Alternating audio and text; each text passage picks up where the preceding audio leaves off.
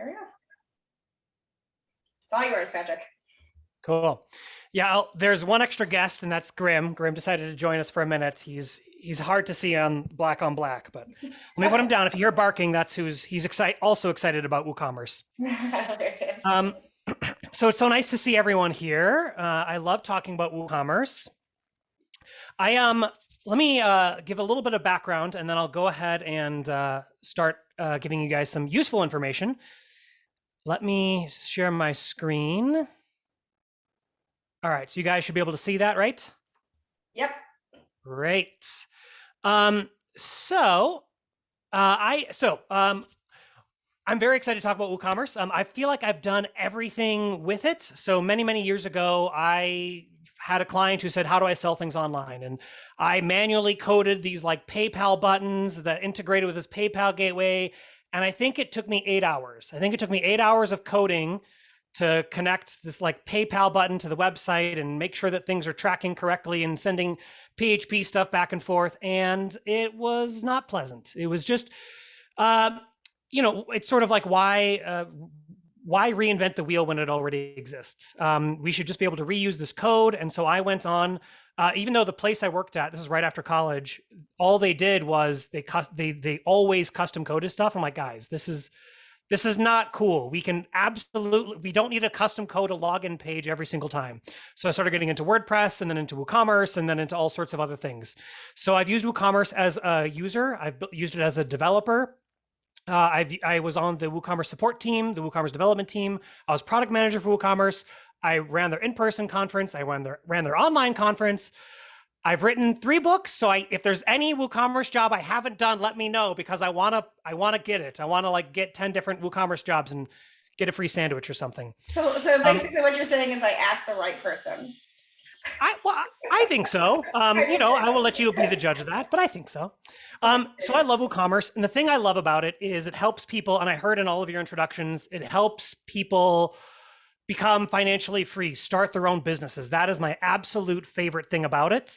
And so that's kind of the angle that I come at this from. So I have 2 different presentations. Sometimes I give the straightforward, let's click some buttons and install some products and set up our shipping zones. And today I went with the different one, which I think will actually work for this group, which is we're going to talk about sort of the hardest parts of WooCommerce. So I'm not going to tell you how to like add a product, type in your product title. I'm pretty sure most of you can get that without my help.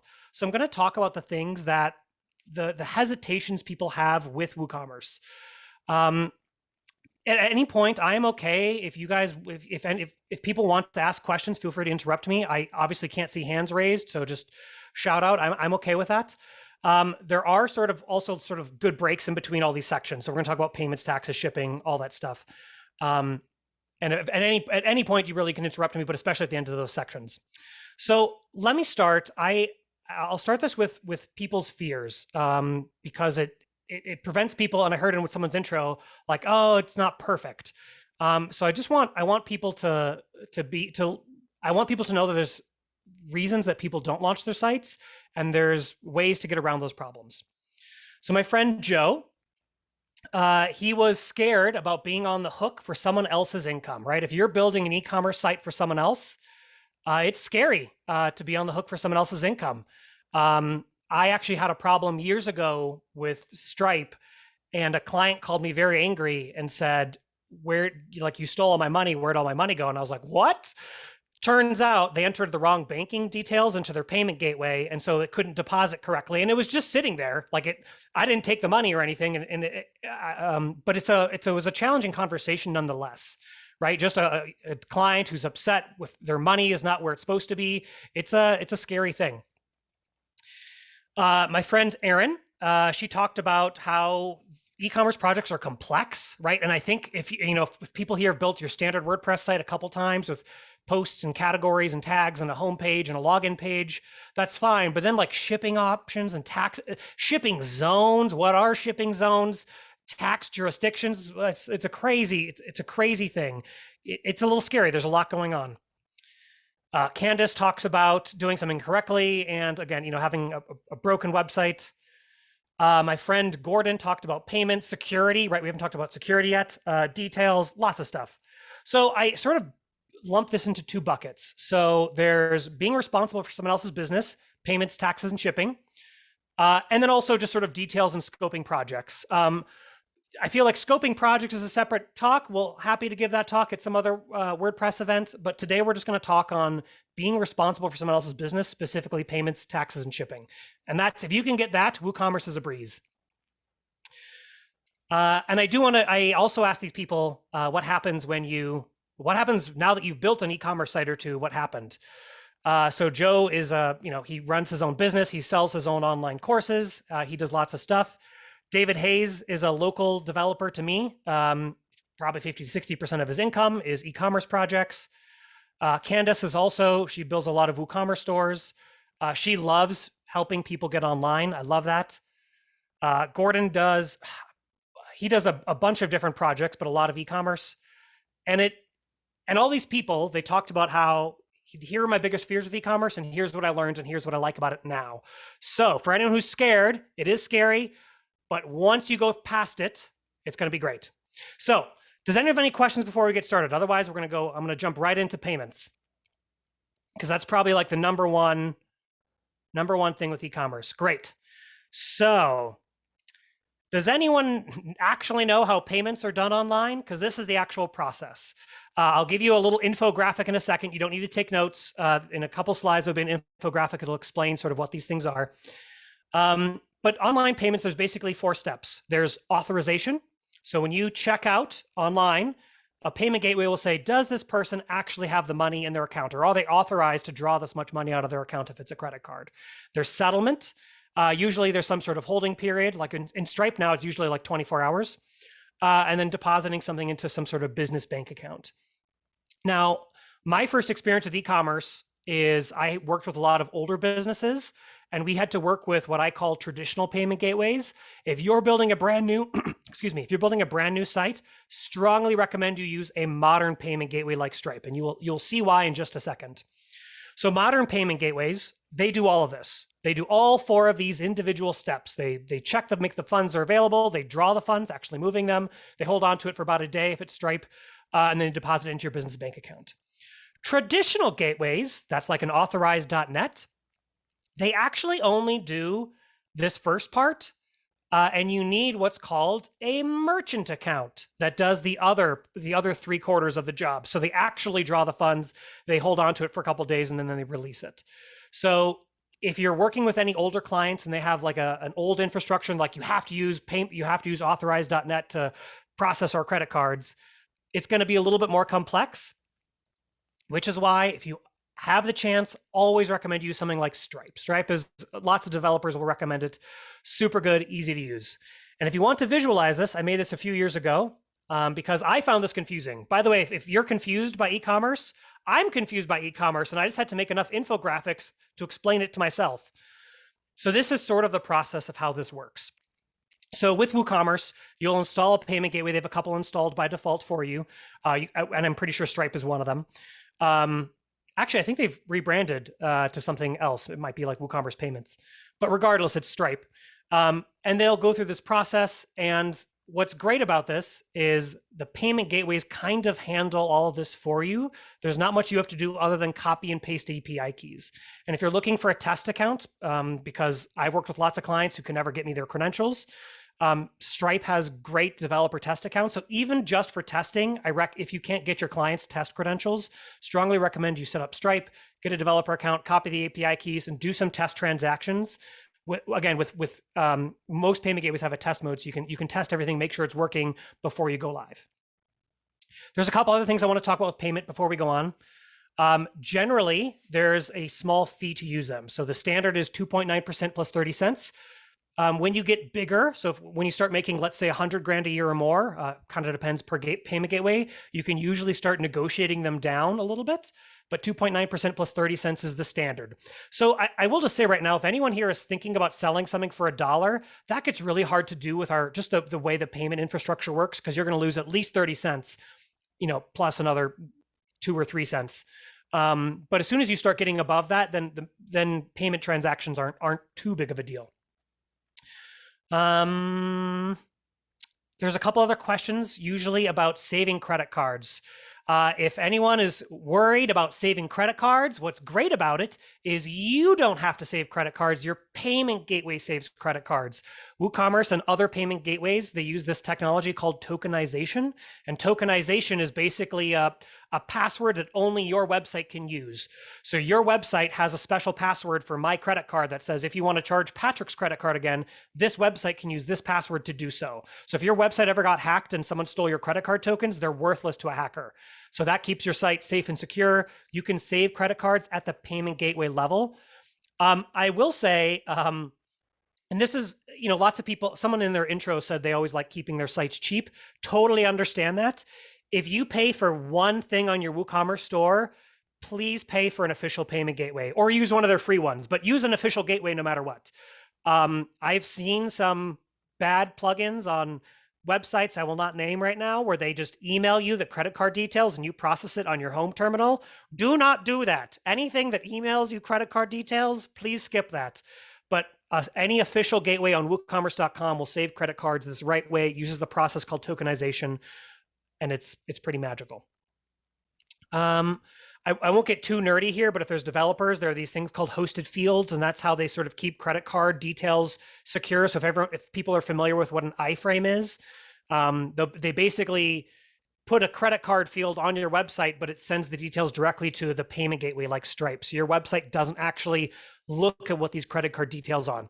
I don't want to bore you. I just want to give you some terminology so that you have it, so that when you're evaluating gateways, if they say hosted fields, you have some idea of what I'm talking about. So I want to talk a little bit more about PCI stuff, because this is the scariest part, PCI compliance.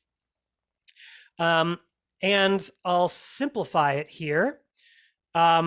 If you're using a modern payment gateway like Stripe, if you want to be PCI compliant, and that's the fancy term for you have a secure website and you're following the credit card industry's best practices, there's a one-page form called the SAQ, the self-assessment questionnaire, that you fill out and you say, I'm using a hosted gateway. I don't need to worry about credit card fields. So if you're doing more, if you're a giant company and if you're Best Buy or you're Amazon and you're actually saving credit card details, then you have to do more. But for your standard, all the people who are probably in this room right now or in the Zoom room, you probably just have to fill out the self-assessment questionnaire. So if you have a client who's asking you, how do I make sure that I'm safe and I filled out all the right forms and I'm secure, there's some great documentation on WooCommerce.com, and look for the SAQ, the self-assessment questionnaire. Okay, we're gonna pause. Who here has questions about payment gateways? Do you have you can ask me specific gateways. You can ask me other questions. Anything here? Yeah, this is Jim. What's your thoughts on PayPal? PayPal's great. There's a bunch of PayPals. The hardest thing actually is on, I think, WooCommerce.com. The last I checked, they offer 4 or 5 different PayPal integrations. So there's the one built into Core, which is PayPal Standard, and there's also PayPal Express. If you like PayPal, set up a PayPal account, set up a PayPal business account. I've had a couple. I guess my personal criticism, and feel free to throw this out, is I've had a hard time getting a hold of PayPal when something goes wrong. I told you the story at the beginning of this presentation where a client called me and said I stole all their money, and it was just that they entered their bank account details wrong. I figured that out within the day because Stripe got back to me quickly. And so I value customer support pretty highly. And if you're using PayPal, that's great, but I would never expect them to get back to you, or in 13 years they'll get back to you. I've just had a bad experience with their customer support. So having said all that, users love PayPal, and some tiny fraction of users will not enter their credit card details, and they would prefer if you had a PayPal payment gateway. So that's my very biased opinion. Feel free to do whatever you want with it. Any questions, follow-up questions there, Jim? No, that's it. Thank you. You're welcome. I think you're right. I had a client that was a nonprofit, and somehow something went haywire, and their controller spent a week with different people on PayPal getting 6 different answers, none of which proved to be correct at all. And you're right. The communication was just ridiculous. So yeah, I value customer support highly. Now, that was Stripe 8 years ago, probably. I don't know. I haven't had to reach out to Stripe support recently. Maybe it's just as bad. It seems like every company gets worse customer support the bigger they get. I think that's just a problem of complexity in businesses. So maybe it's not unique to PayPal. Maybe it's just because they're so big, and as Stripe gets bigger, maybe it'll get worse. But I think most people I've talked with really enjoy using Stripe, and I've personally had good experience with their support. Trevor, do you have a question? I think you're muted, but I'm riveted. Thank you. So the self-assessment questionnaire, is that something that you fill out as part of the application process, or filling things out? That's something I should do separate. So correct. Okay, so if I don't know what that is, I probably haven't done it. Correct. Okay. And this is one of those things where it's like most businesses haven't done it, but I still want to give you the official right way to do it, even if most businesses are too lazy to fill out the correct paperwork. But it is separate from signing up for a payment gateway. So signing up for Stripe or whatever gateway you want to is totally separate than the self-assessment questionnaire. Yep. Okay, and is that something I do with WooCommerce or with Stripe? So I would read the WooCommerce docs, and let me just go back just so everyone can see the docs there. So there's the link for the docs on the WooCommerce.com.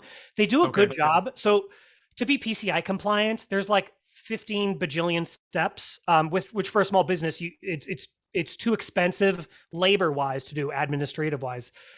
You know, it's like your servers have to be on a security accessed floor, and there's stuff that you don't even know, right? If you're just hosting a WooCommerce site on some sort of managed WordPress hosting, you don't even know these details. You can't. So WooCommerce does a good job, and they say, hey, WooCommerce handles these 7 steps of PCI compliance, and you can talk to your host about more. Or if you're using a payment gateway that has like hosted fields or some sort of iframe, will sort of sidestep these issues, and then it's Stripe server, not your server, that needs to be security protected or whatever the details are.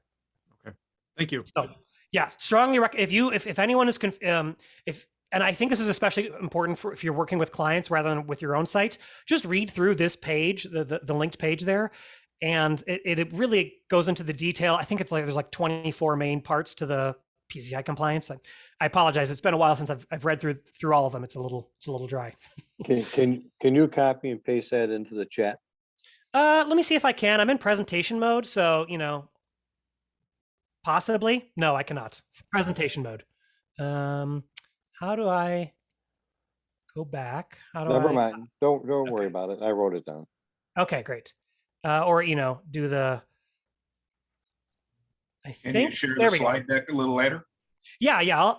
Yes, Michelle, if you can just remind me at the end of the presentation, I will share the slide deck. I'll do it at the end. Perfect. Thank you. And I did just post a link in the chat. So if you're watching the chat, it's there. Cool. Anyone else? Does anyone still have questions? Seriously, just how do you get paid? Like those are this is, if you have questions about that, now's the time to ask. Otherwise I'll keep going on. Okay. 3, 2, 1. All right. We are going to go on to everyone's favorite topic, taxes. I'm being facetious. So taxes are weird. That's the first thing you need to know. If you've heard tax advice from your one friend who lives across the state from you, or in a different state or in a different country, throw out all that advice. It's probably useless. Every state does their taxes in a totally different way. You can read this page. These are some of my favorite examples. In Iowa, candy with flour ingredients isn't taxable. So the Milky Way bar isn't subject to sales tax, but if you buy the Milky Way Midnight Bar, it is, because it has no flour. I can give you pages and pages of weird tax stuff like this. I think I have another one on another slide. I don't have it. There's another good one with bagels, where if you just give someone a sliced bagel, that is like, it's food. It's not taxable in New York. But if you give them a bagel with like cream cheese on it, now that it's spreadable, it's like you're serving them food. So now that has to be taxed. So I bring this up just to show you that there's some weird examples. If anyone is watching and you have tax questions, the link down there, taxjar.com, they do really good stuff. They have lots of great guides, and I'll get to this in a second, but they have state-by-state guides. So if you want to look at the tax laws in your state, they have a handy state-by-state guide. Okay. So let me give you the gist. So I can't give you your state's specific rules of whether flour is taxable or not, or whether bagels are taxable, but I can give you the overview here, okay? So there are multiple governing bodies, right? So there's your, so this doesn't really apply in the US, but if you're in Europe, there might be like a country, a national, a federal level tax. Usually in the States, it's just a state, some sort of state tax. Sometimes there's like special zones or regions, like a zip code tax. I used to live in Green Bay, Wisconsin, and we have like the stadium tax. So depending on what part of the city you lived in, you may have to pay for the stadium or not. And then there's city and municipality taxes. And then you add all these up, and that's your total sales tax. So here's just an example from Colorado of, this was my zip code a year ago.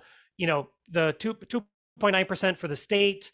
A specific county added 0.25%. The city added 2.5%. There's the special district tax, which is for our public transportation. And then there's this extra, a separate tax for a separate special district to pay for art stuff. So that's just an example of what this is. When you're setting up your WooCommerce store, if you had this example, you would type in 6.75 as your sales tax rate. And then you would, later when you're filing your taxes, you would divvy it up. But just to show you, it's sort of a layered approach. That's how we do it in the US. We like to keep things complicated. So it's a nice whole list of things that you have to remember. Now, the way you do this in WooCommerce, so if there was like a federal tax, you would just say the US tax rate is 5. With WooCommerce, you have to enter a whole bunch of different lines. I'm sorry, I'm on the wrong screenshot here. This is actually your sales tax at the end of the year. So if you collect sales taxes through the year, there are really good reports that show you how many taxes you've collected and how much has to be paid to different regions. So there is some really cool stuff built in.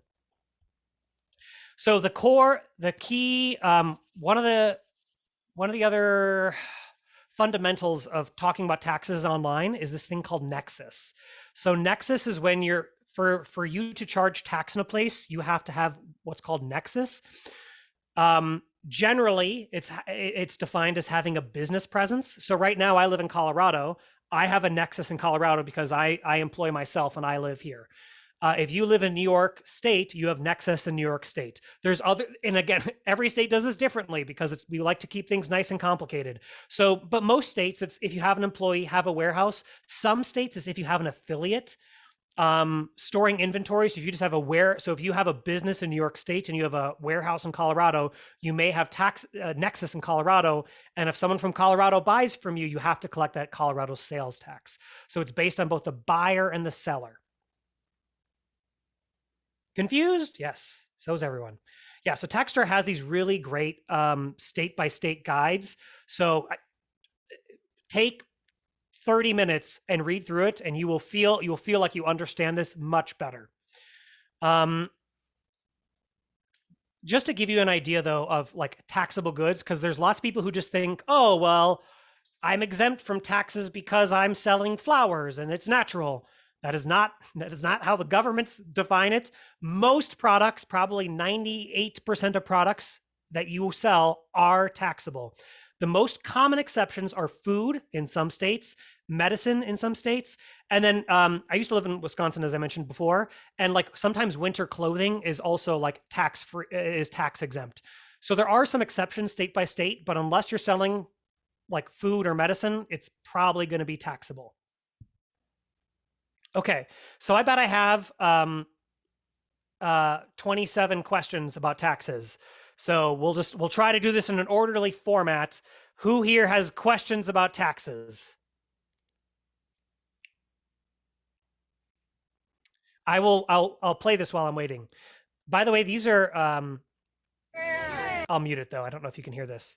This is what I used to do before the pandemic. I have yet to go back to my acro yoga classes, but I'm hoping to go back soon. And I don't think they're called TikToks anymore now that TikTok's exploded. Anyways, no questions on taxes? Do I have to play more YouTube videos for you guys? What's up, Trevor? I'll ask a question, although I like the YouTube video.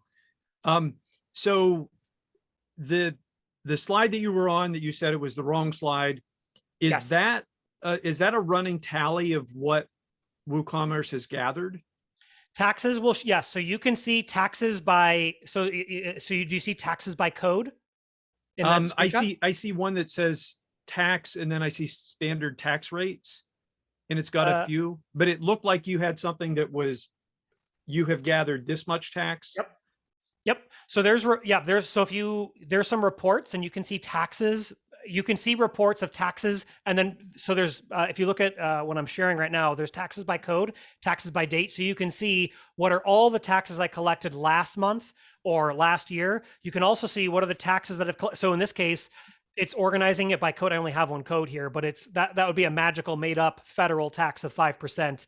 And it'll show me that there's 5 orders and I've collected, $8.10. Oh, plus some taxes on shipping for $8.85. Okay, So- and that's under reports. I should have taken a bigger screenshot. It's either going to be under taxes or it's going to be under, there are some reports, Okay. but it should be under one or both, one or either of those, one of those. So if anyone is, so I'm the type of person where I just want to get my business idea out there quickly. There are a whole bunch of solutions. There are integrations. You can go into WooCommerce.com and look up. There's various tax integrations. And you can just set up, integrate with them, and they'll calculate all this stuff for you. So I think TaxJar has one. There's Avalara. There's a couple other tax services that if you just want to pay them like $10 a month, they'll do all of your tax collection for you, and they'll help you. I think it's TaxJar. They also help you file your state taxes. And I'm the type of person where if I can get something off of my brain, if I can pay someone to solve a problem for me and get it out of my brain so I don't have to think about it, I usually do that. If you have a client who doesn't understand this, I would also recommend something like TaxJar or Avalara, something like that helps you set your rates automatically. By the way, WooCommerce does have a really good importer. When you set up your WooCommerce store, it'll ask you for your location. Make sure you type that in, and then it will import tax rates for you. One tiny caveat is to check them every year because it doesn't automatically update them. I hope they do that some year, but just WooCommerce does import tax rates for you, which is great. Just double check them with a tax professional before you launch your store. Thank you. Yeah. No other tax questions? Does everyone have taxes figured out? Because if so, you should be presenting. Everyone understands Nexus? Okay. All right. Well, if you have more tax questions, we can come back to them at the end. What I usually recommend is, and if you're developing a site for a client, the one piece of advice I say is you put in your contract, client provides tax rates and I input them into the software. That way you're sort of not liable if they calculate their taxes wrong. So just pro tip, if you're developing a site for a client, is to make sure that they're responsible for tax rates. Okay. So we've covered payments. It's this process. WooCommerce handles it. You just have to connect a payment gateway. Use the modern payment gateways. Great. We've covered payment gateways. We've covered taxes. If include a couple rates, make sure it's calculating correctly. Double check with a tax professional. Use the WooCommerce imported rates if you want to use those. Just update them once a year. The last thing here is shipping. So shipping is complicated because if I've worked with numerous clients, and I swear every single client has some sort of custom shipping settings that they want. They're like, well, the first product is free, but every second Friday on the third at 3 p.m. shipping is free after $75. Every client has some weird request I've never heard before. And what I do like about WooCommerce is it's so customizable that you can usually set those things up, or if you need to, write a little bit of code to help you set those things up. But shipping is complicated because there's all these settings, there's different shipping zones, there's different shipping methods, there's rates, there's live rates, there's all sorts of stuff. The first thing we want to cover here is zones. So for people, right, everyone here is in New York State or nearby. You're probably going to have like a shipping zone in and around New York State where it's like, maybe if you have local delivery or you have a local delivery zone, if you have a store in a specific town, you can offer local delivery to people who live in that town. So you can set a shipping zone of the city of Rochester. You can set a shipping zone to several zip codes. You can set a shipping zone to the entire state or the entire country. So you can set shipping zones as small or as big as you want. My guideline for you though is start small and you put that one at the top. And then as you get bigger, then go farther down the list because WooCommerce matches the first one that you add. So start with your smallest shipping zone. You may just have one. If you just use USPS and everything is $10, totally fine. Just have one shipping zone called US and one shipping zone called international or what have you. There are these things called shipping methods. So that's how are you shipping stuff to that, not where are you shipping, but how. Lots of people offer free shipping. And if you have expensive products, if you have products with a large margin, you can just get around all of the shipping nonsense by offering free shipping and having it be some sort of like upsell of once you get past $50, you get free shipping. Flat rate shipping is like $5 per order plus $1 per item. You can do that with flat shipping. Very simple calculations. Live rates. My dog is complaining. I hope that's not too loud for you guys. Live rates are from something like UPS, USPS, FedEx. And you'll say, we have this many items. WooCommerce has this thing in the software called a box packer. So you can enter your box sizes into WooCommerce and WooCommerce will like figure out how to like mathematically pack your boxes for you and then send those boxes to FedEx, which is pretty cool. It's, sorry, I'm a computer science nerd and like packing boxes into 3D space is like a annoyingly hard computer science problem. And then there's table rates. So table rates would be something like if you're selling sand or stones or furniture and you have like really different or like either really heavy or really different products, you can send things by weight. So the first pound is $10, pounds 1 through 10 is $20. You can do stuff by they're ordering hundreds of items. What sort of discount do I give them once they've ordered item 101? So table rate shipping is like the ultimate customization if you want that. And this is kind of what it looks like in the plugin, free shipping.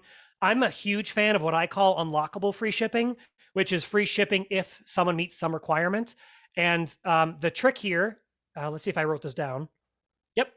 Yes, here's something from UPS. This study is a little bit old, but half of shoppers would pay for faster shipping for personal reasons. Hold on. Free shipping continues to be the most important factor driving customer satisfaction when checking out online. So 73% of people just want free shipping. And we're totally trained by Amazon to expect free shipping. Do I have the, there we go. Yeah, so offering free shipping is a great incentive to get people to spend a little bit more.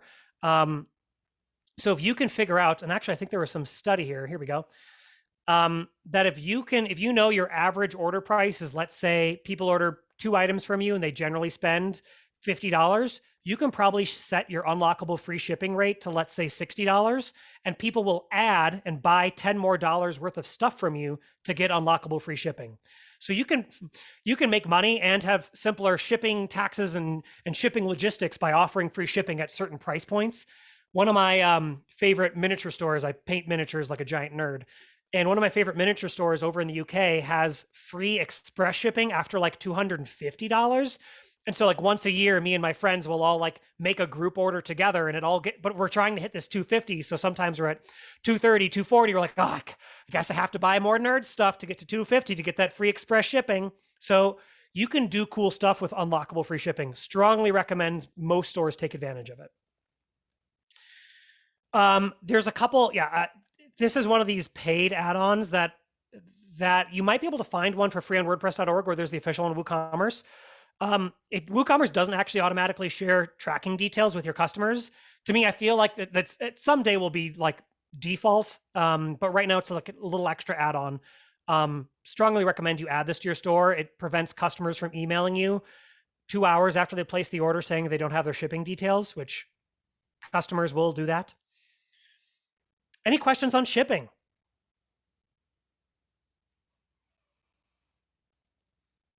Anyone have a hard time setting something up for shipping? You're struggling to figure out how to price shipping, anything like that? I just hate shipping. You just hate it?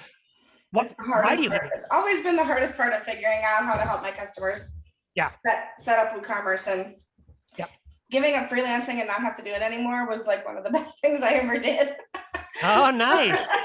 But But no, it isn't something that's easy, but I think some of the things you just shared definitely set it up to be a little bit easier for sure. Yeah, the one caveat I'll get, and I agree. So one of my first e-commerce sites, which was a WooCommerce site, we launched the site in there's this thing called catalog visibility options. So if you want to publish an online catalog before people can actually buy stuff on your site, so you basically list all the products and you add them all to your store, and there's the descriptions and photos and videos and all that stuff, but there's no buy button yet. There's this great plugin called catalog visibility options. Anyway, long story. I set that up on my first site because the client, it took them like 3 months. If you want to use USPS or FedEx or UPS for live shipping rates, you need to have weight and dimensions for every single product. If you don't have weight and dimensions for every product and someone adds one of those products to the order, WooCommerce can't use its magical box picker because it doesn't know how big the items are. And then they can't check out. So if you're trying to get a store launched quickly, I recommend free shipping and flat rate shipping. Even if on some orders you make $2 and on some orders you lose $2, it's easier just to get going and get it out the door. And then once you have weight and dimensions for every product, then you can offer live rates from USPS where they can select the different options based on how big the box is and how fast they want it. Yeah, basically I had everybody set up flat rate. Yes, yeah. It was the easiest way to do it. It is the easiest way to do it. Agreed. Especially when they have hundreds of products. Yes. Yep.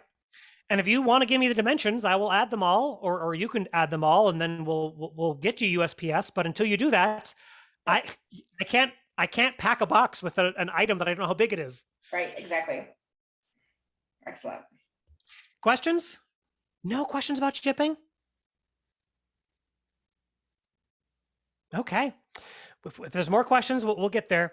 So I'll go through these next three areas just a little bit faster because I think they're not the three biggest problems. So I think we covered the three biggest: payments, taxes, and shipping. You do obviously have to think about what does the shop look like? What does the category, what do the product pages look like? So I do want to talk about those. So I just want to show, this is a project I did at WooCommerce ages ago. And I should say Aviva Pinchas did this at WooCommerce, and she and I worked on it, but it was mostly her project. And when you're thinking about how to lay out your store, so over on the left, we had all the WooCommerce categories, and then we reorganized them over on the right. And just by thinking about our category pages, here we go, here's the stat. They're the landing pages that people landed on. So when they landed on WooCommerce.com/payment gateways, Graham, no barking in presentations. When people landed on WooCommerce.com/payment gateways, there's now a 20% higher chance that they would actually convert and buy something. So do spend a minute and think about your category pages so that as many people convert as possible. And there's this rule that I use called mutually exclusive and collectively exhaustive. So when you're setting up your categories, what you want to have is you don't want to have a category called recipes and a tag called recipes. That just confuses Google. It confuses users. Just have one category. There's a local chocolate shop to me in Colorado, and they do this on their product pages. And it's unfortunately just confusing for users, where they'll have like dark chocolates as a category, and then they also have a tag called dark chocolates, and stuff like that confuses search engines and users. If you can streamline that for clients or for your own site, more people will check out. So products, let's talk about those because we can't sell anything if we don't have products on our site. So products do have a lot of settings. Here's just some of the ones here's just the ones in WooCommerce Core. If you add any add-ons or extensions to your site, you're going to have more. Virtual downloadable, SKU price, sale price, inventory, shipping stuff, linked products, so you can like cross sell and upsell. And there's a whole tab for advanced. There's a lot of stuff here. And then yeah, more. Title, description, product images, galleries, variations, featured products, all sorts of stuff. So here's what this looks like on a real site. So, and I think this just works out visually. So this is a friend of mine's game called Mine, Mine, Mine. Fun fact about me, I designed board games as a side hobby. And so the title is up top, your price and sale price, the short description, and this is probably the thing that confuses the most people, is generally like, I would try to keep it to like 1 or 2 lines. If you can keep your short description to 1 or 2 lines, it'll look really good on the product page. And it's like, right, this is and this isn't even that great of a short description, but it'd be something like, you know, a game you can play in 10 minutes or less for 2 to 6 players. That's how I would, if I was to rewrite his product page, I'd simplify it to one sentence that summarizes it. And then farther down the page, you have this thing called the long description. And that's where you can add all the details you want to your product, without cluttering the stuff up top. You always want to make sure that add to cart button is people can see it immediately, because some people will buy from you within seconds. I have done some tests on my own site, and people will sometimes buy from you within 3 seconds of landing on your page. Have that add to cart button near the top. Do not have a very long short description. It is called a short description because they want it to be short. There's SKU, categories, tags, and then there's additional info. So if you're a data nerd like me, you have some sort of like, so if you add shipping information for USPS, for FedEx, UPS, etc., it will also show up here so users can see how big this is in real life. So I like that it's dual purpose. If you add product dimensions, they'll show up on the product page and be used for shipping. And you can also add custom dimensions, which I like to do. So so you can add, for example, this game plays 2, 3, 4, 5, and 6 players. And then what's really cool about this is you can filter this on the shop page. So if you're shopping on someone's page and you have thousands of products, there are these wonderful, WooCommerce has these great filters built in. And you can say, I want to have a price filter, I want to have a category filter, I want to have a players filter. So it can use your custom attributes that you've added on the product page. And I can say, I only want to play games that have 3 or more players. And then it would show me this because it has 3 or more. That's kind of that. So that's it for products. Who has questions about products? Anything you want to think about, chat about, concerned about?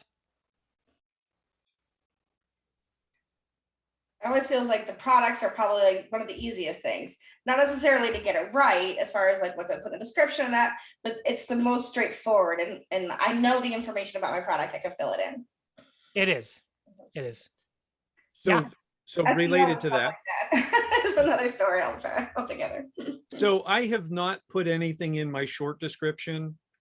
If I do that, will it automatically show up on my WooCommerce page? It should, yes.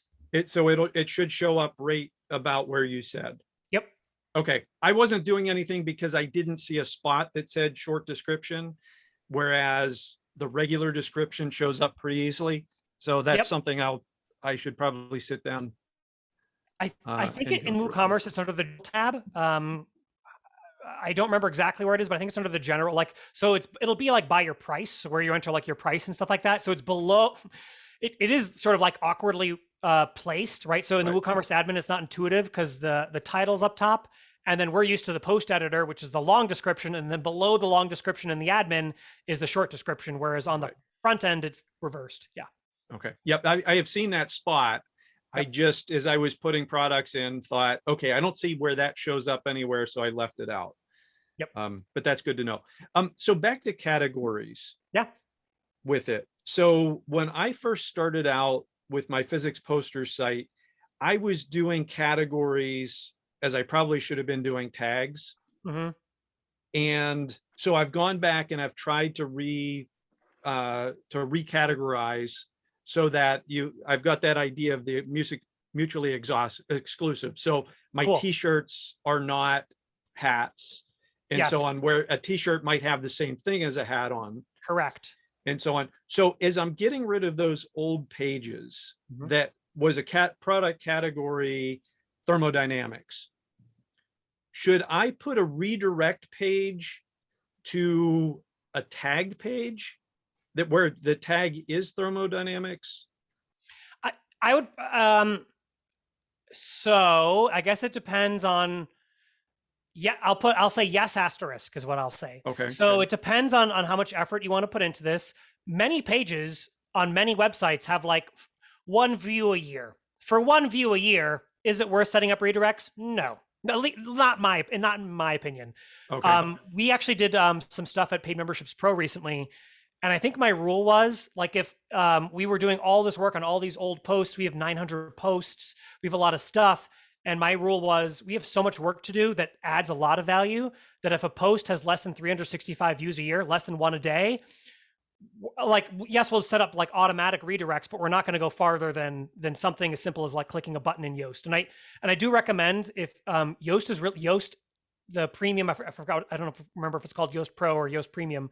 That plugin is really good with redirects. You'll delete a thing and it says, do you want to redirect? And you just say yes. So that's, I assume it works with category and tag pages. I'm not 100% sure, but I assume it does. Okay. So that's good to know. Although I suppose if I've got the time to do it, it should help with Google that Google doesn't see a bunch of empty pages and so on.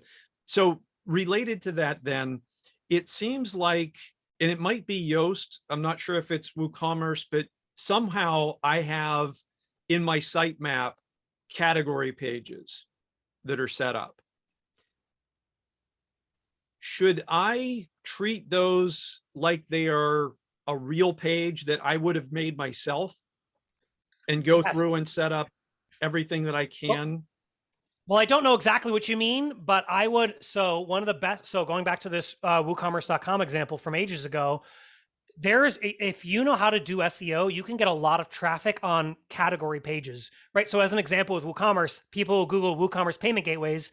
The best place Google can send them is a list of all the WooCommerce payment gateways. So with your website, it's like physics posters, right? It'll be like nerdy physics posters, or I don't know, physics posters about gravity, whatever. Like one of those might go to one of your category pages. And so you should absolutely add some content to there. It's a little hard to find, but it's in the WordPress admin products categories. And then you can click into a category like in the admin, and then there's a spot to write a description. If any of those categories, you think like people would Google them, please spend the time and write a couple sentences. It'll really help Google know that it's a page that should have some value to searchers. Okay. So before I realized that was there, what I was trying to do was set up a new page that I built myself. But then I realized that those category pages were there. Yes. And those tag pages were there. So I should probably go to those and just treat those like they were ones that I made and do all the SEO stuff with. And yes, and all the SEO plugins, like they have, so all these plugins, by the way, I mean, I don't usually talk about this, but they do this thing called microdata. So if you look at the code,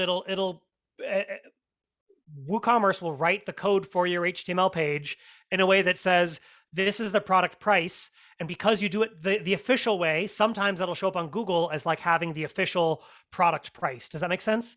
Like so try to use the built-in tools as much as possible, because then it'll make sure that all the microdata is pointing into the right places and all that stuff. Okay. Thank you. Yeah.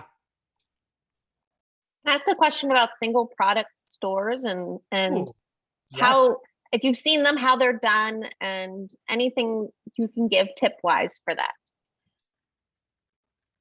Let me pull one up. So this is a company in Denver. I love showing off my local stores. So this guy made a really cool laptop stand called the Roost. He actually launched it on Kickstarter. It's a very cool story. And I think technically he has multiple products, but it's essentially one product with a couple of variations and a couple accessories. And I think the key for single product is I would make sure that you have your order now button. My screen's a little smaller for presentation mode, and this order now button is just above the fold. So that's I would make sure that you have like buy now, order now as right above the fold.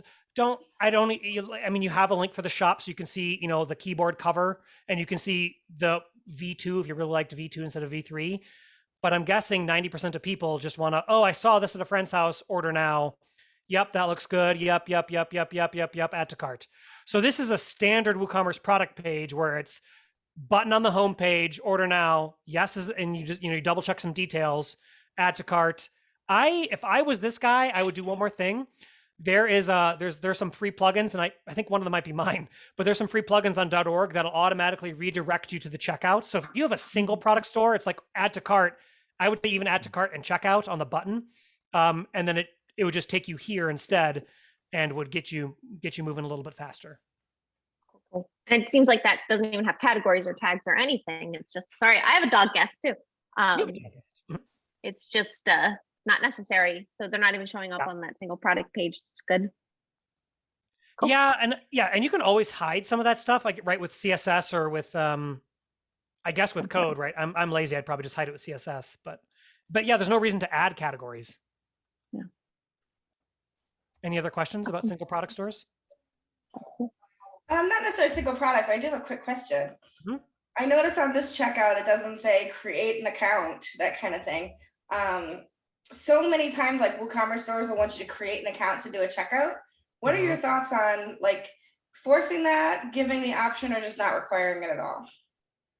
My favorite user experience is where it asks you if you want to log in, because I hate retyping in my address. I just find it aggravating. We have technology, use it. But so I will always log in, but lots of people don't. They just if people are flicking through on their phone. And I would prefer if people like you check out, and then after you check out, it says, do you want to create an account for future? So that way we can save your credit card and we can save your address and we can save your phone number. And it's all, that is my favorite flow, is you check out and then afterwards it asks you if you want to create an account. Yeah, WooCommerce asks you if you want to create an account right in the checkout. That's fine. That would be something I might, if I really wanted to set up my own e-commerce store, optimize. So I would be hesitant though of forcing people to create accounts. Some people think that there is some argument to be made. You have better customer retention when they have accounts, and it's easier to like log purchases to emails because there's no anonymous users, that type of thing. Yeah. But I would always allow guest checkout, and I would let people check out as easily as possible, and then prompt them to create an account at the end. And if you can do a couple things, like don't let them set a password immediately, and then just delete the password line, and then have a plugin that generates a strong password for them and it sends it to them or whatever. Makes them reset it or whatever. There's some things you can do like that to optimize it. One of my biggest pet peeves is when I have to enter my address before I even know what the shipping is. Yes. You know, I mean, and that's not a typical commerce experience, but there are so many times when I'll see an ad on like Facebook, and I'm like, oh, that looks interesting. It's only $5. Well, you know, and then you have to fill in all the information, and it's like, and your shipping is $15, you know, for a $5 product. Like, and I'm abandoning cart at that point, but they've probably already captured a lot of my information. So yeah, that actually drives me crazy.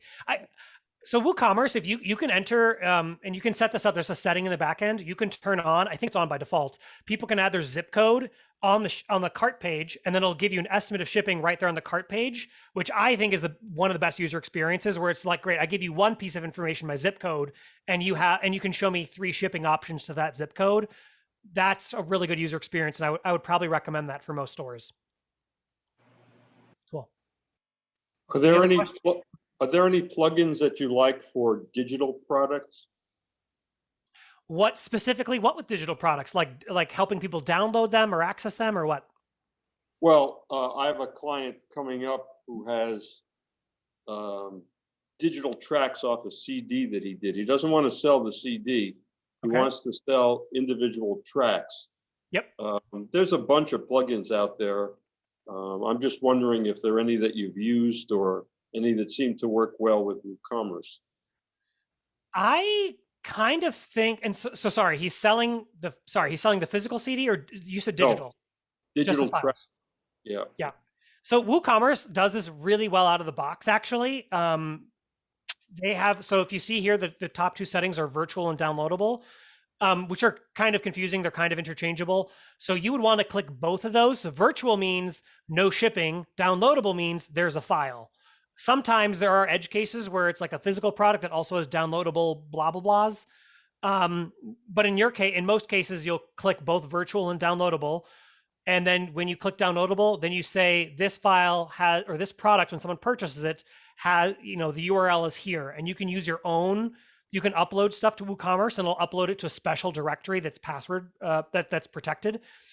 Or you can, you know, some people want to have it on very, you know, if it's a 300 megabyte file or something. I'm sure for music tracks it's not, but if you have some sort of giant file, you can upload it to like Amazon S3 and then link to that. And then WooCommerce has built-in download settings, so you can say this item can be downloaded only 3 times per user, or this item can only be downloaded for 30 days. You can do some of that stuff. Lots of people ask me about piracy, and it's a problem that's hard to solve, and you should just use the built-in tools of like, limit downloads to like 5. Like who really needs to download a song more than 5 times? And set downloads to no more than 30 days so they don't just share it with everyone in their family or everyone in their friend group or whatever. Some people always want to go farther and they're like, no, I want to track what they're doing on their computer. No, you don't want to go to all that work. It's not worth it. But virtual and downloadable it's built into WooCommerce. You don't even need an add-on. They're probably not creating the next Napster with your products. You're probably No, not going to. The projected sales, in my opinion, would be countable on your fingers, but that's not my department. Sure. Yeah, I get that. I Other have a- questions on products? Yeah. Yeah, I have a question. I don't know if it's WooCommerce or if it's my theme. When what's the main product photo comes Yep. in nice and clear, and then what's it called? Was it when you have additional photos there? The product gallery. I The think. gallery. About half of the time they come in fuzzy, Mm. and and these have all been, all these photos have been made at the same time. Set to 500 by 500 pixels. So is that where do I look for that? Oh, there you go. Well, I have probably sent this article to hundreds of people. So this is where I would start. The images are a little tricky, right? Because like some themes are coded incorrectly. And so a theme might say, whenever someone uploads an image, upload it at this size. And WooCommerce is like, well, actually, we want it at this size. So it could be a weird plugin or theme issue where a specific plugin or specific theme is overriding the default settings and telling it to. So it could be that. So if you want, switch to a more boring theme for a minute and just test it. Or it's probably something. There's a bunch of different challenges with this and settings in your theme, right? So you can change thumbnail cropping, 1-to-1 custom uncropped. It's a putsy thing, and it really depends on your theme. That is the biggest factor here, is what your theme settings are. The other mistake I see people make with this all the time is they will build some sort of they'll use the default theme, they'll add all the products, they'll add all the images, and then they'll switch to a new theme and then launch the website, and then the sizing isn't quite right, and the WooCommerce expands the image by a little bit to fill the space, and it's blurry. So it may be that. You don't happen to have a third-party gallery, product gallery lightbox or something like that? No, No. Okay. very, very simple site. My guess is it's some sort. It's probably one of these the theme's product dimensions. It could be this. This is where I would start. This is not a you problem. It's a how to educate users about it. It's a complicated problem, is what it is. So this is where I'd start, and I can Okay. drop that in the chat. Okay. There's also, you're still using Divi, right, Jim? No, not on this site. Oh, okay. So if it's not that, so you might want to check though, because it could be something to do with the theme. If there's a theme user group on Facebook, usually people have asked those questions and answered them already too. So that's always a good place to look. And I think just so once you get your right settings, right? So I'm just looking here, and so blurry images, it could be the theme, thumbnail resizing, images look great, blah blah blah. Make sure, where is it? There's a plugin that just regenerates. Yeah, regenerates. There's a plugin that regenerates all of your images. So if you do change something, you're like, oh, we didn't want it to be 100 pixels wide, we want it to be 50 pixels wide. There's a plugin that'll regenerate all of your images. It takes a while, but it just does it all automatically for you. I thought it was regenerate thumbnails. I mean, Woo wants 500 by 500, doesn't it? But I think it depends on your theme, right? So it's not because WooCommerce works with any theme. So a theme will say, this is how big these images will be. WooCommerce has some defaults, right, for themes that don't care. And you can change those in WooCommerce. But then if you make any changes to your image sizes, it's regenerate thumbnails. WordPress needs to head to, WooCommerce status tools regenerate shop thumbnails. They built it into the plugin. Magic. They're solving our problems. You no longer need a third-party plugin. So I think you can also just play with some sizes in WooCommerce and then go to that WooCommerce status tools, regenerate shop thumbnails. Mhm. And that might help you out.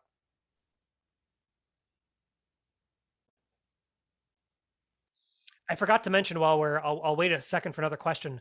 I do also use WooCommerce. So I sell a little game called Fry Thief, which is about stealing fries from people. So I use Hands off WooCommerce. my fries.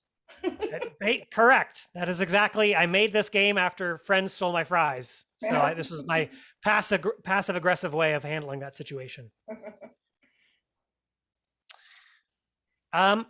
Other questions about products, categories? All right. I think I have another, yeah. Okay. The checkout. I do have more stuff here. So I do recommend, first of all, that everyone adds 3 policies. So a refund, privacy, and terms and conditions. I mean, you should probably have a privacy on any WordPress website just for GDPR and stuff like that. And then for any online store, I promise you will want a refund policy. So at Paid Memberships Pro, we have a refund policy. And look, when you have something written down, that's like, you can always follow that and people can't criticize you. And you can always be more generous, right? When someone says, hey, I know you have a 30-day refund, but it took me 20 days to even get my hosting and blah, blah, blah. And I know it's at day 59, but can I please get a refund for this? Sure. Like we like to be generous, but just make sure you have it written down. So that way when someone says, well, it's day 59, I want a refund, and you don't think it's justified for whatever reason, you can just link them to the refund policy and say, I'm sorry, it doesn't work. So strongly recommend that. There's a couple pages in the back end where you just say terms and conditions, link to this page, refund, link to this page, that type of stuff. And if you're looking, let's see if I have this here. So I hate to recommend a competitor, but they have a generator for these. So if you're lazy like I am, Shopify has a generator for your terms and conditions. So if you just want a starting point, because I don't want to write a legal document from scratch, Shopify has a great terms and conditions and refund and all that stuff generator for you. So then you can just copy and paste it into your WooCommerce site. Steal from the evil empire to arm your rebel base. That type of thing. And if you are, if you do have a Termageddon subscription, they do a really good job doing the terms and conditions privacy policy too. Love it. Something I get asked all the time is about customizing checkout fields. You know, we get this all the time at Paid Memberships Pro as well. I think it's just a universal thing. People love customizing that checkout and adding a field or removing a field. So there is an official plugin, and then there's also one on WordPress.org. For most people, if you're just deleting fields, I feel very comfortable recommending the one on WordPress.org. But because the checkout is the most important part of your e-commerce site, if you're adding fields, then I'd probably use the official one. Just because you just want to make sure that it's legit and it doesn't, you thought you were adding some error checking where it has to be a number, it has to be a field, or it has to be 10 characters long or whatever, and it isn't configured right. Anything to do with payments or checkout, I always recommend the official versions so that nothing breaks. Because if you break the checkout, no one can give you money, and you want people to be able to give you money. But there is a free one on WordPress.org. So if you just delete, like, you know, a lot of people don't need the phone number. You can just delete that with that checkout field editor plugin. I strongly recommend thank you pages. This actually matters more for those single product sites. If you just have a single product, you can say, hey, thank you so much for buying this, and here's all the benefits you'll get. I've done that. It increases customer loyalty and stuff like that. Yeah, tell them how they're going to feel when they use their product. This is the best time to bug them, to remind them of that. There's a great plugin for it. If you just have a generic thank you page, that's totally fine. It's just, I'd like to think it gets more people to actually use your product because they're going to be excited about it when it actually gets shipped to them. Any questions on checkout? Thank you pages? Okay. So that's what I have today. I am I did just want to say I work at Paid Memberships Pro, so I still do membership stuff. If you guys have any membership needs, please hit me up on Twitter. I'm at BFTrick. I would love to answer any membership questions you have on there. And I think that's all I got for today. So I will say that I have I'm trying to think of a policy, personal policy. I don't thank people for making a purchase. Okay. Sure. This is I go will ahead. use that same page to do something similar, but instead of saying thank you for making a purchase, which makes it sound like I haven't given you something you've asked for necessarily, right? Like I gave you something you asked for and paid for, you should say thank you because I gave it to you. Instead, I use empowering language like congratulations on this great purchase. This is going to change your life, your site, whatever it is. And I use empowering language. Nobody hears thank you anymore, but give them something unexpected and positive, and they're going to take notice a little bit easier. So I have a blog post about it. I'm happy to share with you. Love it. Great. You know what I love about WordPress, Michelle, is that you can change anything. You're like, I don't want a thank you page. I want a congratulations page, and you can change it. And there's lots of platforms where you cannot. So I love that. It's good. Yeah, sure. Well, I will stop the screen share. Does anyone have any questions or want to go back to any slides? I'm happy to show those off. Otherwise, I'll end the screen share and just answer any WooCommerce questions that people have. Did I go long, Michelle? I feel like I've been talking for a long time. Okay. We're good. We're so good. Okay, I'm about to put this in the chat for you. So feel free to read that later. But not thanking customers. There we go. It seems counterintuitive, but read the post. I promise you it's not. I'll read it. Chrissy, did I get anything wrong? Right. That was really good. I had an interesting situation that I was troubleshooting in the past week or so where somebody was playing around with different Stripe plugins. And I think there was a time where they had WooCommerce and then they had the Stripe and then they did a third-party Stripe and they were kind of figuring it out, I guess. So they were enabling and disabling and installing and uninstalling. It totally messed up everything. So all their payments didn't go through. Like even when they only had one running. So that's something I think if you're going to play around, watch your caching and stuff like that. Yeah. It's just. I had one once over at GiveWP, which granted it's not WooCommerce, but it's still payment processing, where they were having some trouble with their webhooks to get the information back into from Stripe. And so I did a screen share with her and she is scrolling down through her donations. And I said, we were able to figure out what was wrong and get our webhooks fixed. And I said, but what about your PayPal ones? She said, oh, we don't use PayPal. I said, I see PayPal donations on your screen. They didn't realize it. They'd never transferred the money. They had over 3,000, this little mom and pop like nonprofit had over $3,000 sitting in an account. She messaged me later. She's like, thank you so much. Magic. You just made magic, Michelle. It's just funny. I just love those stories where like you make somebody happy and they didn't even know it. It's really good. We also get a lot of questions from people about just being able to like send links for an order and just the in-person payments, especially now that, fairs and festivals are starting to happen again. That's kind of, what are your thoughts on that? Setting up and send links for order? Yeah, like you create a link, you create the order for somebody and then send them the link so that they can pay for it. So there's a couple ways of doing that. Man, I don't know.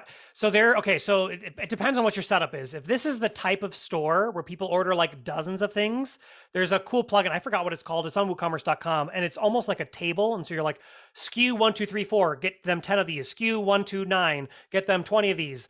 And you can kind of enter it like a spreadsheet. And that's really fast when you know what you're doing and you have thousands of items and you have SKU codes that are easily accessible. That's probably what I'd do for that. And you can create an order and you can send it to them and stuff like that. Or what I think for most stores that they might actually use is there's like a URL coupons add-on where you can say it's something like, I'm getting that wrong. I think it's like linked coupon URL. I'm gonna have to Google it now. Let's see if I can find it. I want to say it's by Skyverge. URL coupons WooCommerce, and I pulled it off my screen. Go back. It is URL coupons. Great. Okay. So URL coupons is like if you buy this if you give them a special link, it automatically adds the coupon to their cart, which is great because that's one step. And I want to say it also adds products, but let me make sure if that's correct or not. I could be wrong. Automatically expand your coupons and increase conversions by removing coupon fields. I thought it might have also added products, but it may not. No. I don't think it does. I know WooCommerce. So WooCommerce needs better admin ordering. For many users right now, the easiest way to do that is to use what is like user switching. There's a free plugin called user switching. So you as the admin will user switch to a customer, add all the stuff to their cart, and then let them log into their own, and then switch back to admin, let them log in. That actually might be the easiest way. Let me know if there's better admin ordering functionality now, Chrissy. I think there is. You Oh, create, great. I just did a quick Google for it. You just create the Cool. order, you add your line items, you generate the invoice, and then you literally send them a link. That's a code. They pay for it and they get Cool. it. Yeah, it's Cool. pretty sweet. What's it called? And that's also really good, like I was saying, like at the fairs and whatnot, when you're doing the in-person payments, because you can really create the thing for them. Then you just hand them your card reader and they tap it and it's done deal. It's very nice. And it goes with your inventory and all that. What's it called? I don't know. Okay. Okay. I mean, in-person payments is the fair one. What are you Uh, saying? My husband's Google harassing it. me. Google it. Yeah, exactly. Google it. But I know I just did a Google for send link for payment WooCommerce, and it said it has the step-by-step. So you just create the order. It's in the dashboard. It's built in. It's not anything Cool. extra. Yeah. Very cool. And I with love the seeing app, this stuff. too, you can connect it, and that's really good. That's how I know this, because the app focus, but Yeah. yeah. Trevor's got his hand up too. I just realized that we're all talking Oh, and he's raised great. his hand. Trevor, you have to unmute first. I've been teaching online since March 2020, and I still have not figured out how to unmute myself because usually I'm on the whole time. So I have a question about SKUs. So I do most of my print on demand stuff through Printful. Yep. They give me SKUs on random things. So I can't see a pattern to what they give me a SKU for, what they don't give me a SKU for. Okay. If I start to fill those in on my own, so I've seen things where, okay, here's a good way to generate these. And I start to do that. And I realize this is more of a Printful / WooCommerce question. How important is the SKU? Depends on your other integrations. So for example, when I designed Square for WooCommerce, or I laid out the very first version, and one of the decisions that we made, and I don't know if it still is this way, I assume it is the SKU is the thing that syncs product details. So let's just say you had your Printful store, your WooCommerce store, and you also have an in-person Square reader. You need your SKUs to match in both WooCommerce and Square, otherwise inventory product details will not sync. Okay. I think the same thing would be true with something like a QuickBooks, where like oftentimes think of your SKU is your ID. WordPress has its own ID system for WordPress stuff, but your SKU is a product ID. Nothing will break in the main program. I don't think Printful cares whether you have a SKU or not, or WooCommerce does. You should be fine, but just maybe some weird integrations where if you ever wanted to use Square payments or you wanted to track it all, everything in QuickBooks, maybe that's when SKUs would matter. Okay. But you should be good, but theoretically there's a problem. Okay. Thank you. Well, I have a follow-up question on that. So do you need SKUs and UPC codes? So I know with Amazon, you pretty much need UPC codes, but if you have UPC codes, will that kind of serve the purpose of a SKU? You don't need SKUs for WooCommerce. So you really only need them for integrations. WooCommerce, when you create a product, will create an ID, as WordPress always does. It'll create an ID for that data. And that's what WordPress uses. WooCommerce uses the ID. You can choose to add a SKU and it shows up on the front end, and it's really nice for customers to reference, hey, I bought, 1, 2, 3, 4, and you can look up exactly product 1, 2, 3, 4 rather than the red shirt that has the picture of the dude on the back. Right. That's what SKUs are really useful for. But you do not need them on a technical level unless there's an integration that requires it. Thank you. Yeah, if you have anyone ordering by phone, you definitely want SKUs.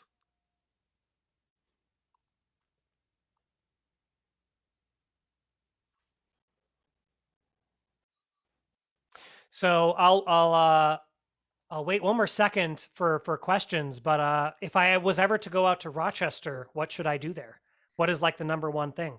You have to have a garbage plate, A garbage plate. and you Okay. need to Google that because Okay. there's more than one way to serve it, and they are definitely very good. I would say probably Eastman House, which is where George Eastman from Kodak lived. That's kind of an interesting local. Okay. I don't know what other locals on the call think would be good to see. The Corning Museum of Glass, which is about 90 miles south of here, is really a world-class museum on glass, glass and art. Like glass blowing and that type of stuff. Mhm. And Very Pyrex, cool. and Corning makes so many cool things. The other thing would be to go about an hour and a half, 1 hour and 20 minutes west to see Niagara Falls. Oh yes, my partner, she's from Buffalo, so I've been to Niagara Falls. Okay, cool. Okay, got cool. But 20 minutes, that's pretty good. No, an hour 20. Oh, an hour 20. Missed it. Got it. Great. Missed the key detail there. Well, and then That's okay. of course, you have the Finger Lakes and all the the wine trails and beer Uh-huh. trails and things like that. Yeah. Cool. Everyone swears by the wine trails. Trust me. Yep. Excellent. Yeah. I'm intrigued by the garbage plate. I'm looking up many images, and I don't even know what I'm looking at.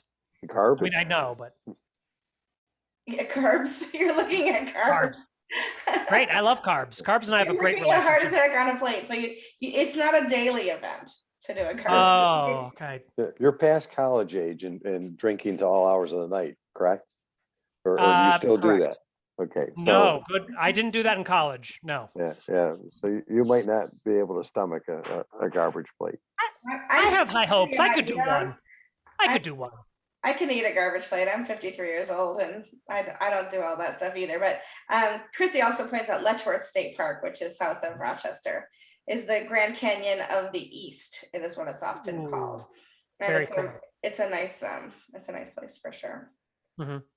This is a lot nicer than Buffalo. Yes. I will not tell my partner that, but good to know.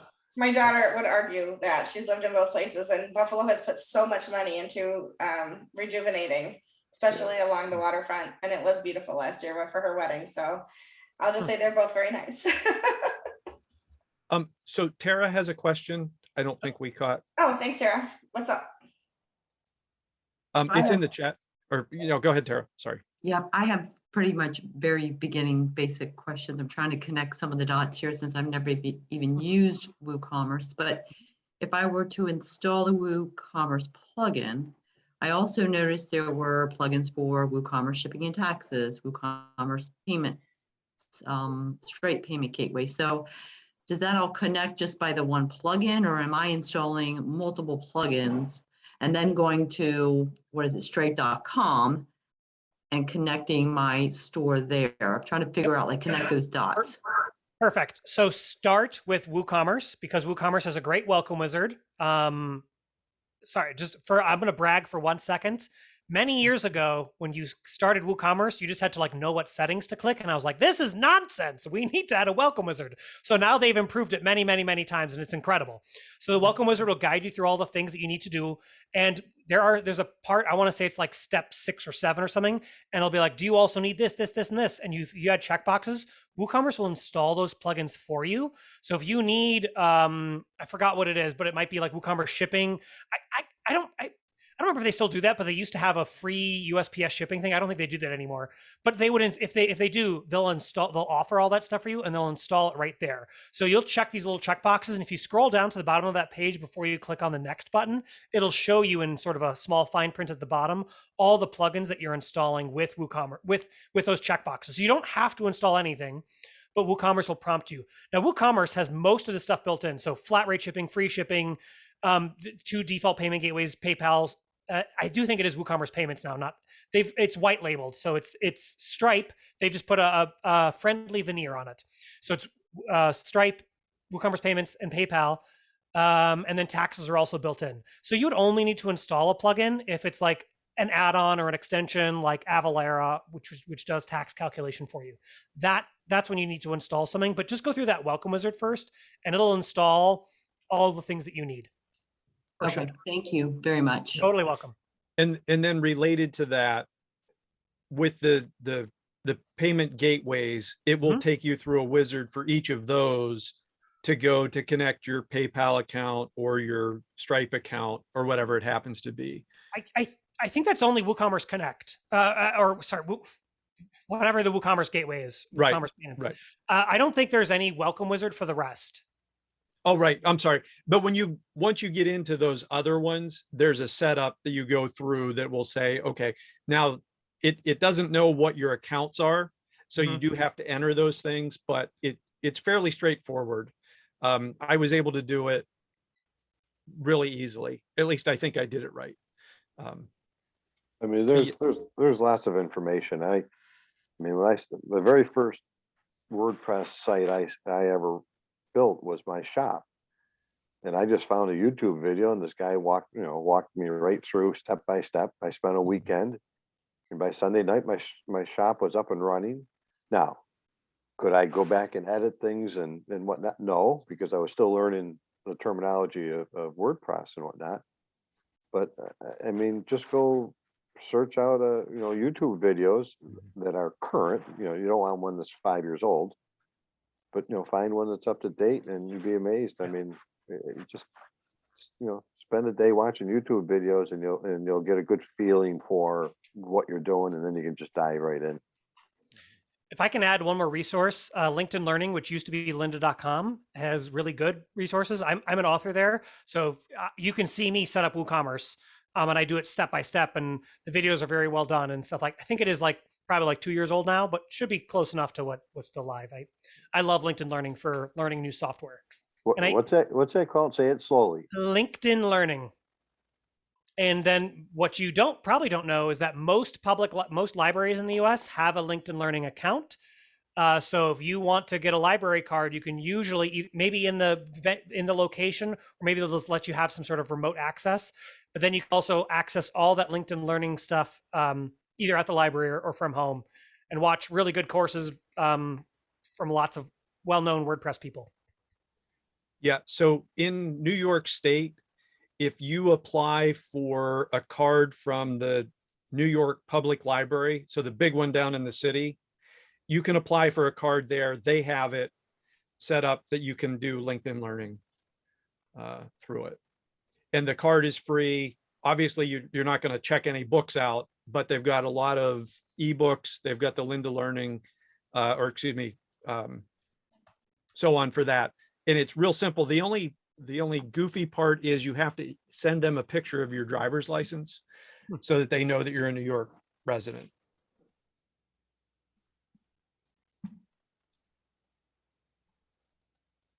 We usually use the last little bit to see if there's just any other general questions, since we meet once a month. Any struggles people are having with WordPress in general, any questions they might have. Before we I got hammered again the last 3 days with some Chinese gobbledygook that they're hitting my contact me or whatever. So I'm getting an email, I'm getting hundreds of those things. So Did you put, do you have a CAPTCHA on the page? no, I got to do that. That would probably help solve a lot of that. Okay. Yeah. I'm a big fan of honeypots, which is like an invisible field you add to your contact form. And if a bot, which is usually dumb, and puts anything in that invisible field, then your website blocks it from coming in, and it's less annoying than CAPTCHAs. True. You can also put some stuff if you're using contact form. Actually, it's not contact form 7. It's in the WordPress settings themselves, in the comments filtering. I had a problem with Russian spam that was being entered by humans. And I finally figured out that you can put Cyrillic characters in the block comments stuff that's built into WordPress. And in one day, all of it went away. I didn't even know it was in there, but it is. Nice. So I've heard the term honeypot. Do I search for a plugin that says honeypot? What is it? Some contact form plugins have a honeypot field you can add. So like the one I'm thinking of is Ninja Forms. I think Contact Form 7 also has No, it. I mean, I'm just using the one that's in the theme, you know. In my theme, okay. I'm sure there's plugins for it too. I just don't know what they are. Or, I mean, a CAPTCHA will like definitely solve your spam issues. Mhm. Yeah. Yeah, it hit me a couple months ago. And then it went away. And then all of a sudden, just, 3 days ago, I mean, I've probably had 500 messages in 3 or 4 days. It's a lot of Oh. email. Yeah. For sure. So I just put a link in about getting a card. It's still referring to it as Lynda courses instead of LinkedIn Learning. So the links might be different inside the library website, but it'll get you the idea.